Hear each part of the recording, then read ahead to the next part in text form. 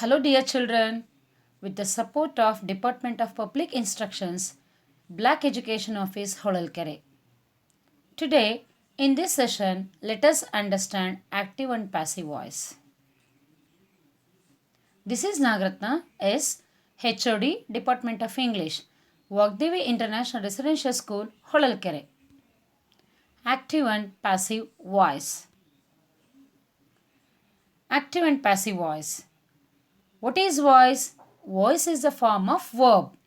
Verb ಒಂದು form which indicates whether subject does something. ಆ form of verb ನಮಗೆ ಏನು ಹೇಳುತ್ತೆ ಅಂದರೆ, ಈ voice is a form of verb ಅಲ್ವಾ, ಆ ಫಾರ್ಮ್ ಆಫ್ ವರ್ಬ್ ನಮಗೆ ಏನು ಹೇಳುತ್ತೆ ಅಂದರೆ whether subject does something, subject ಏನು ಕೆಲಸ ಮಾಡಿದ್ರು ಅಥವಾ or something has been done to it, ಸಬ್ಜೆಕ್ಟಿಗೆ ಏನು ಮಾಡಲ್ಪಟ್ಟಿತ್ತು ಅಂತ ಹೇಳ್ತವೆ. There are two types of voice. ಇದರಲ್ಲಿ ಎರಡು ಟೈಪ್ಸ್ ಇದೆ, which are those active voice and passive voice. ಹಾಗಾದರೆ active voice and passive voice ಅಂದರೆ ಏನು ಅಂತ ಕಲಿಯೋಣ. ಈಗ ಕನ್ನಡದಲ್ಲಿ ಇದನ್ನು ಕರ್ತರಿ ಕರ್ಮಣಿ ಪ್ರಯೋಗ ಅಂತ ಹೇಳ್ತವೆ. Active voice. Active voice indicates that subject of the verb is acting. ಸಬ್ಜೆಕ್ಟನ್ನು ವರ್ಬು ಕೆಲಸ ಮಾಡ್ತಾಯಿದೆ, ಆ್ಯಕ್ಟ್ ಮಾಡ್ತಾಯಿದೆ ಅಂತ ಹೇಳ್ತೇವೆ. Because the subject does or acts upon the verb in such sentences, those sentences are said to be in the active voice. Passive voice. In a passive voice sentence, the subject and object flip-flop. Active voice ಅಲ್ಲಿರೋ subject passive voice ಅಲ್ಲಿ object ಆಗುತ್ತೆ. Active voice ಅಲ್ಲಿರೋ object passive voice ಅಲ್ಲಿ subject ಆಗುತ್ತೆ. ಹೇಗಾಗುತ್ತೆ ಅನ್ನೋದು ಕಲಿಯೋಣ ಈಗ. The subject becomes the passive recipient of the action. ಇಲ್ಲಿ passive recipient of the action, ಅವರು ಆ್ಯಕ್ಷನ್ ರಿಸೀವ್ ಮಾಡೋರು, ಆ್ಯಕ್ಷನ್ ಮಾಡೋರಲ್ಲ. ಆ್ಯಕ್ಟಿವ್ ವಾಯ್ಸಲ್ಲಿ ಆ್ಯಕ್ಷನ್ ಮಾಡ್ತಾರೆ, ಪ್ಯಾಸಿವ್ ವಾಯ್ಸಲ್ಲಿ ಸಬ್ಜೆಕ್ಟ್ ಆ್ಯಕ್ಷನ್ನ ರಿಸೀವ್ ಮಾಡ್ತಾರೆ. Because the subject is being acted upon. ಅಲ್ಲಿ ಆ್ಯಕ್ಟ್ಸ್ ಅಪಾನ್, ಇಲ್ಲಿ acted upon. Or is passive. Such sentences are said to be in the passive voice.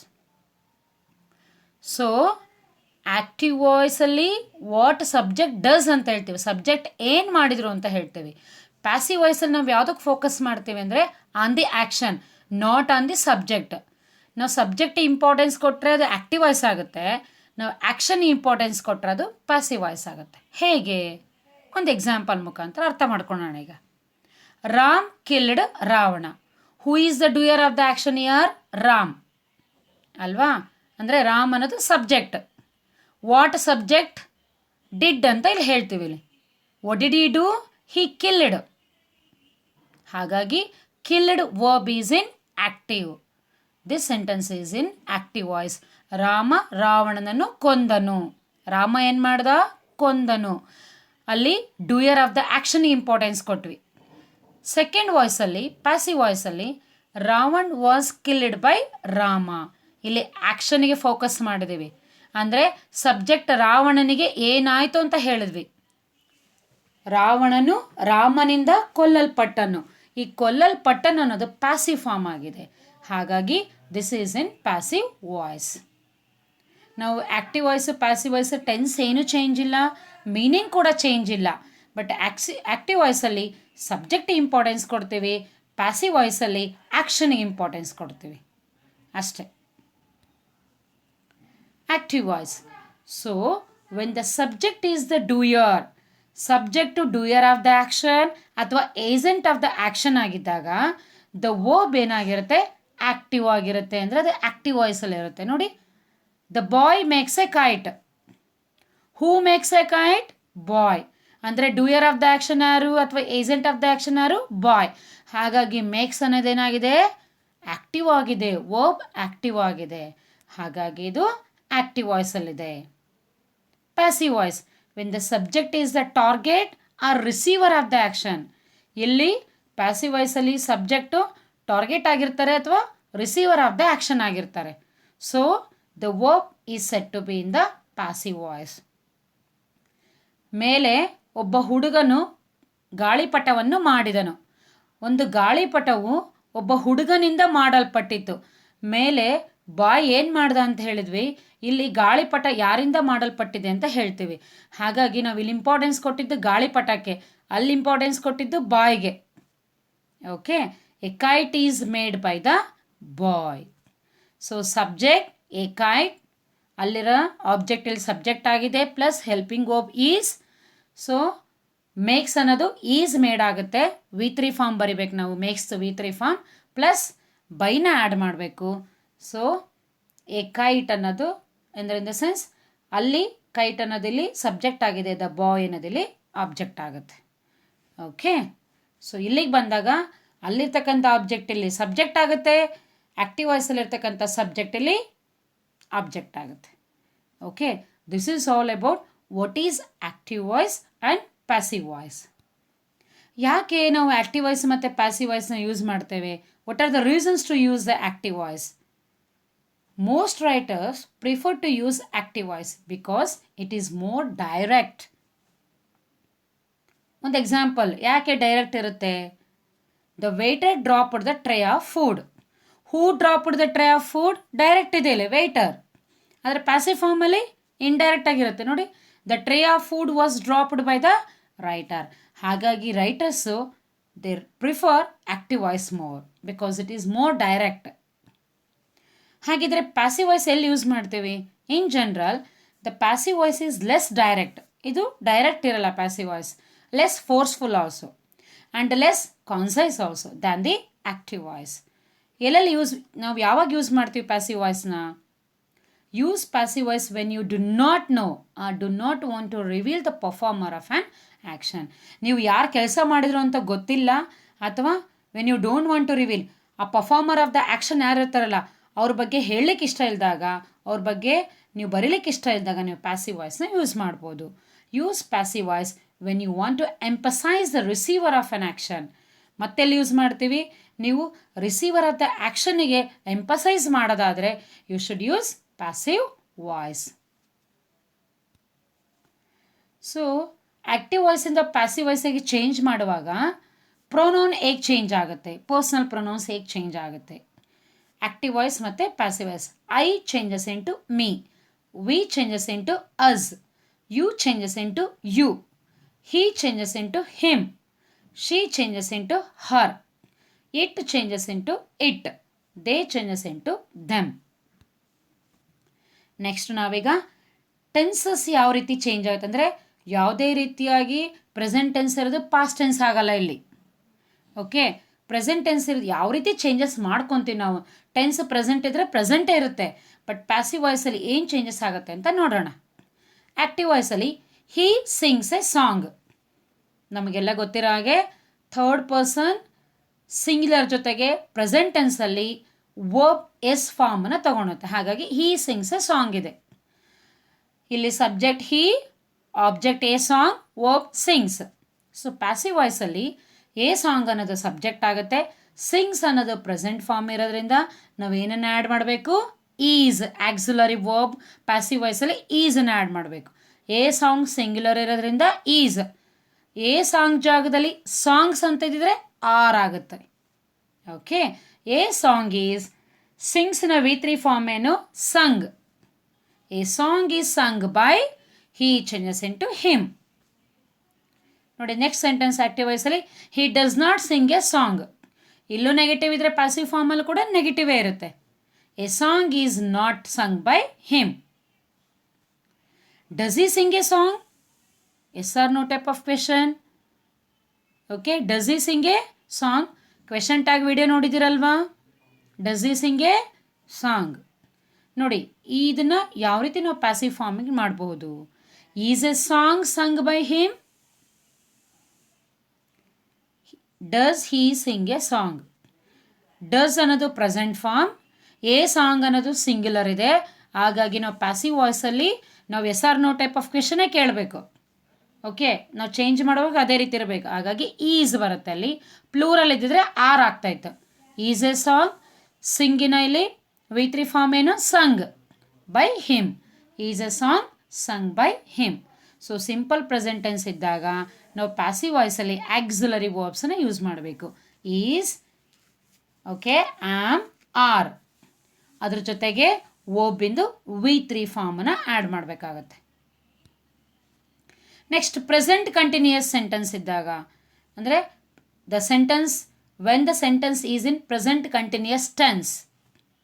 ನೋಡಿ ಆ್ಯಕ್ಟಿವ್ ವಾಯ್ಸಲ್ಲಿ I am writing a letter. Present ಕಂಟಿನ್ಯೂಸಲ್ಲಿ ನಾನು ಒಂದು ಪತ್ರವನ್ನು ಬರಿತಾ ಇದ್ದೀನಿ. ಎ ಲೆಟರ್ ಆಬ್ಜೆಕ್ಟ್ ಅಲ್ವಾ, ಪ್ಯಾಸಿವ್ ವಾಯ್ಸಲ್ಲೇ ಸಬ್ಜೆಕ್ಟ್ ಆಗುತ್ತೆ. ಎ ಲೆಟರ್ ನಾವು ಆ್ಯಮ್ನ ಐ ಜೊತೆಗೆ ಮಾತ್ರ ಯೂಸ್ ಮಾಡೋದು. Okay, present tense. ಹಾಗಾಗಿ ಈಸ್ ಬರುತ್ತೆ, ಸಿಂಗ್ಯುಲರ್ ಇದೆ, ಎ ಲೆಟರ್ ಈಸ್ ಆಗುತ್ತೆ. ಒಂದು ನೆನ್ಪಿಟ್ಕೊಳ್ಳಿ, ಯಾವಾಗಲೂ I N G form active ವಾಯ್ಸಲ್ಲಿ ಇದ್ದಾಗ ಪ್ಯಾಸಿವ್ ವಾಯ್ಸಲ್ಲಿ ಬೀಯಿಂಗನ್ನು ಆ್ಯಡ್ ಮಾಡಬೇಕು. Would you need to add being, B ಫಾರ್ಮ್ನ ಬೀಯಿಂಗ್ ಆ್ಯಡ್ ಮಾಡಬೇಕು. ಬೀಯಿಂಗ್ ಆ್ಯಡ್ ಮಾಡಿದ ತಕ್ಷಣ ಅಲ್ಲಿ ರೈಟಿಂಗ್ ಕಂಟಿನ್ಯೂಸ್ ಫಾರ್ಮಲ್ಲಿರ್ತಕ್ಕಂಥದ್ದು V3 ಫಾರ್ಮ್ ತೊಗೊಳುತ್ತೆ, ರಿಟರ್ನ್ ಆಗುತ್ತೆ. ಯಾವ ಫಾರ್ಮ್ ತೊಗೊಳುತ್ತೆ? V3 form. Being return by me, I changes in to me. I am not writing a letter, a letter is not being return by me. ಅಲ್ಲಿ negative ಇದೆ, ಇಲ್ಲೂ ಕೂಡ negative ಆಗುತ್ತೆ passive ಫಾರ್ಮಲ್ಲಿ. ಓಕೆ, ಮತ್ತೆ yes or no type of question ಇದೆ ನೋಡಿ. A letter ಬದಲಾಗಿ ಲೆಟರ್ಸ್ ಅಂತ ಇದ್ದಿದ್ರೆ ಈಸ್ ಜಾಗದಲ್ಲಿ ಆರ್ ಇರ್ತಾ ಇತ್ತು ಅಷ್ಟೇನೆ. ಸಿಂಗ್ಯುಲರ ಪ್ಲೂರಲ್ ಅಂತ ನೋಡಿಕೊಂಡು ಚೇಂಜ್ ಮಾಡಬೇಕು. ಪ್ಲೂರಲ್ ಇದ್ದರೆ ಆರ್ ಬೀಯಿಂಗ್, ಸಿಂಗ್ಯುಲರ್ ಇದ್ದರೆ is being. Am I writing a letter? Singular ಅವಲ್ಲ, ಎ ಲೆಟರ್ನ ಸಿಂಗ್ಯುಲರ್ ಅಲ್ವಾ, ಹಾಗಾಗಿ is a letter being return by me. Next present perfect tense. ನಾವೀಗ ಸಿಂಪಲ್ ಪ್ರೆಸೆಂಟ್ ತಿಳ್ಕೊಂಡ್ವಿ, ಪ್ರೆಸೆಂಟ್ ಕಂಟಿನ್ಯೂಸ್ ತಿಳ್ಕೊಂಡ್ವಿ, ಈಗ present perfect tense. So present perfect ಟೆನ್ಸಲ್ಲಿ ನಾವು ಪ್ಯಾಸಿವ್ ವಾಯ್ಸಲ್ಲಿ ಏನನ್ನು ಯೂಸ್ ಮಾಡಬೇಕು? ಹ್ಯಾಸ್ ಬೀನ್ ಮತ್ತು ಹ್ಯಾವ್ ಬೀನ್. ಪರ್ಫೆಕ್ಟ್ ಅಂದ ತಕ್ಷಣ ಹ್ಯಾವ್ ಫಾರ್ಮ್ ಬರಬೇಕು, ರೈಟ್? ಪ್ರೆಸೆಂಟ್ ಪರ್ಫೆಕ್ಟ್ ಅಂದ ತಕ್ಷಣ ಹ್ಯಾವ್, ಹ್ಯಾಸ್ ಇರುತ್ತೆ. ಪ್ಯಾಸಿವ್ ವಾಯ್ಸಲ್ಲಿ ಬೀನನ್ನು ಆ್ಯಡ್ ಮಾಡಬೇಕು, ಬಿ ಫಾರ್ಮ್ನ ಬೀನನ್ನು ಆ್ಯಡ್ ಮಾಡಬೇಕು. ಇದು ಬಹಳ ಈಸಿ ಮಕ್ಕಳೇ, present perfect tense. She has finished her work. So ಇಲ್ಲಿ ಆಬ್ಜೆಕ್ಟ್ ಏನು? Her work. ಪ್ಯಾಸಿವ್ ವಾಯ್ಸಲ್ಲಿ ಸಬ್ಜೆಕ್ಟ್ ಆಗುತ್ತೆ. ಹರ್ ವರ್ಕ್ ಸಿಂಗ್ಯುಲರ್, ವರ್ಕನ್ನು ನಾವು ಸಿಂಗ್ಯುಲರ್ ಅಂತ ಕನ್ಸಿಡರ್ ಮಾಡ್ತೇವೆ. Has been finished by her. ನೋಡಿ, ಹ್ಯಾಸ್ ಜೊತೆಗೆ ನೆಕ್ಸ್ಟ್ ವರ್ಬ್ ಯಾವಾಗಲೂ V3 ಫಾರ್ಮಲ್ಲಿರುತ್ತೆ. ನೀವು ಪ್ಯಾಸಿವ್ ವಾಯ್ಸಲ್ಲಿ ಬೀನನ್ನು ಆ್ಯಡ್ ಮಾಡಿದರೂ ಕೂಡ ಆ V3 ಫಾರ್ಮ್ ಅದನ್ನೇ ಬರೀಬೇಕು. ಹ್ಯಾಸ್ ಜೊತೆಗೆ ಯಾವಾಗಲೂ ವರ್ಬ್ V3 ಫಾರ್ಮಲ್ಲಿರುತ್ತೆ, ಹ್ಯಾವ್ ಫಾರ್ಮ್ ಜೊತೆಗೆ. ಹಾಗಾಗಿ ನೀವು ವರ್ಬನ್ನೇನು ಚೇಂಜ್ ಮಾಡೋ ಹಾಗೇ ಇಲ್ಲ, ಅದೇ ವರ್ಬ್ ಫಾರ್ಮನ್ನು ಇಟ್ಟರೆ ಆಯ್ತು. ಬೀನನ್ನು ಆ್ಯಡ್ ಮಾಡಬೇಕು ಅಷ್ಟೇ. This is very easy. She has not finished her work. Her work has not been finished by her. Have ಎಲ್ಲಿ ಯೂಸ್ ಮಾಡ್ತೀವಿ? ಇದು ಸಿಂಗ್ಯುಲರ್ ಇದೆ, ಹಾಗಾಗಿ ಹ್ಯಾಸ್ ಇದೆ. ಅದೇ ಪ್ಲೂರಲ್ ಫಾರ್ಮ್ ಇದ್ದಿದ್ರೆ ಹ್ಯಾವ್ ಯೂಸ್ ಮಾಡಬೇಕು. Has she finished her work? Yes or no type, right? Has her work been? ನೋಡಿ, ನಾವು ಒಬ್ಬನ ಫಸ್ಟ್ ಬಿಗಿನ್ ಮಾಡಬೇಕು, ಒಬ್ಬಿಂದನೇ. ಹ್ಯಾಸ್ ಇಲ್ಲಿರ್ತಕ್ಕಂಥ ಆಬ್ಜೆಕ್ಟ್ ಏನು? Her work. ಪ್ಯಾಸಿವ್ ವಾಯ್ಸಲ್ಲಿ ಅದು ಸಬ್ಜೆಕ್ಟ್ ಆಗುತ್ತೆ. Has her work been finished by her. ನೋಡಿ, ಕ್ವೆಶನ್ ಮಾಡುವಾಗ ಪ್ಯಾಸಿವ್ ವಾಯ್ಸಲ್ಲಿ ಫಸ್ಟ್ ಹೆಲ್ಪಿಂಗ್ ವರ್ಬ್ ಬರಬೇಕು, ನೆನ್ಪಿಡ್ಕೊಳ್ಳಿ ಎಷ್ಟು ನೆನೆ. ಆ್ಯಕ್ಟಿವ್ ವಾಯ್ಸಲ್ಲೂ ಫಸ್ಟ್ ಹೆಲ್ಪಿಂಗ್ ವರ್ಬ್ ಬರುತ್ತೆ, ಅದೇ ರೀತಿ ಪ್ಯಾಸಿವ್ ವಾಯ್ಸಲ್ಲೂ ಫಸ್ಟ್ ಹೆಲ್ಪಿಂಗ್ ವರ್ಬ್, ಆಮೇಲೆ ಸಬ್ಜೆಕ್ಟ್. ಸಿಂಪಲ್ ಸೆಂಟೆನ್ಸಸ್ಸಲ್ಲಿ ಫಸ್ಟ್ ಸಬ್ಜೆಕ್ಟು ಆಮೇಲೆ ವರ್ಬ್. ಅದನ್ನೇ ನೀವು ವರ್ಬ್ ಫಸ್ಟ್ ಹಾಕಿದರೆ ಅದು ಇಂಟ್ರೋಗೇಟಿವ್ ಸೆಂಟೆನ್ಸ್ ಆಗುತ್ತೆ ಅಷ್ಟೇ. ಸಿಂಪಲ್ ಪಾಸ್ಟ್ ಟೆನ್ಸ್ ನೋಡಿ, ಹೇಗೆ ಸಿಂಪಲ್ ಪ್ರೆಸೆಂಟ್ ಟೆನ್ಸ್ ತಿಳ್ಕೊಂಡ್ರಲ್ವಾ, ಹಾಗೆ ಸಿಂಪಲ್ ಪಾಸ್ಟ್. ಸಿಂಪಲ್ ಪ್ರೆಸೆಂಟ್ ಟೆನ್ಸಲ್ಲಿ ಈಸ್, ಆಮ್, ಆರನ್ನು ಆ್ಯಡ್ ಮಾಡಿದ್ವಿ. ಸಿಂಪಲ್ ಪಾಸ್ಟ್ ಟೆನ್ಸಲ್ಲಿ ವಾಸ್, ವರ್ನ ಆ್ಯಡ್ ಮಾಡಬೇಕು, ಆಕ್ಸಿಲರಿ ವರ್ಬ್ಸ್ನ. I killed a snake. Okay, a snake was killed by me. Singular ಇದೆ, ಹಾಗಾಗಿ ವಾಸ್. ಅದೇ ಎ ಸ್ನೇಕ್ ಜಾಗದಲ್ಲಿ ಸ್ನೇಕ್ಸ್ ಇದ್ದಿದ್ರೆ ವರ್ ಕಿಲ್ಡ್ ಅಷ್ಟೇ. ಐ ಡಿಡ್ ನಾಟ್, ಅದು ಕಿಲ್ಡ್ ಆಗಿದೆ ಮಕ್ಕಳೇ, ಅದು kill. I did not kill a snake. A snake was not killed by me. Did I kill a snake? ಅಲ್ಲೂ ಕೂಡ ಕಿಲ್ಡ್ ಆಗಿದೆ, ರಾಂಗ್ ಅದು. Did I kill a snake? Did ಜೊತೆಗೆ ಯಾವಾಗಲೂ ನೆಕ್ಸ್ಟ್ ವರ್ಬ್, ಅದು ಯಾವ ವರ್ಬ್ ಆದರೂ ಇರಲಿ, ಎಲ್ಲ ವರ್ಬ್ಸು, ಮೇನ್ ವರ್ಬ್ಸು V1 ಇರಬೇಕು. ಯಾವುದೇ ಕಾರಣಕ್ಕೂ V3 V2ಗೆ ಬರೋ ಹಾಗಿಲ್ಲ. Okay, did I kill a snake? Was a snake killed by me? Did ಅನ್ನೋದು ಫಸ್ಟ್ ಫಾರ್ಮ್ ಅಲ್ವಾ, ಹಾಗಾಗಿ ವಾಸ್. ಪ್ರೆಸೆಂಟ್ ಕಂಟಿನ್ಯೂಸ್ ಹೇಗೆ? ಪ್ರೆಸೆಂಟ್ ಕಂಟಿನ್ಯೂಸಲ್ಲಿ ಈಸ್ ಬೀಯಿಂಗ್ ಆರ್ ಬೀಯಿಂಗನ್ನು ಆ್ಯಡ್ ಮಾಡಿದ್ರಲ್ವ, ಅದೇ ರೀತಿ ಪಾಸ್ಟ್ ಕಂಟಿನ್ಯೂಸಲ್ಲಿ ವಾಸ್ ಬೀಯಿಂಗ್, ವರ್ ಬೀಯಿಂಗನ್ನು ಆ್ಯಡ್ ಮಾಡಬೇಕು. He was driving a car was being driven by him. He was not driving a car was not being driven by him. Was he driving a car? Was a car being driven by him. First helping verb, ಆಮೇಲೆ subject. Next, past perfect tense. So present perfect tense ಅಲ್ಲಿ has been, have been ಅನ್ನು add ಮಾಡ್ತಾ ಇದ್ವಿ. ಅದೇ past perfect ಟೆನ್ಸಲ್ಲಿ had been, ಎಲ್ರಿಗೂ had been, first person, second person, third person ಎಲ್ಲರ ಜೊತೆಗೂ ಹ್ಯಾಡ್ ಬಿನ್.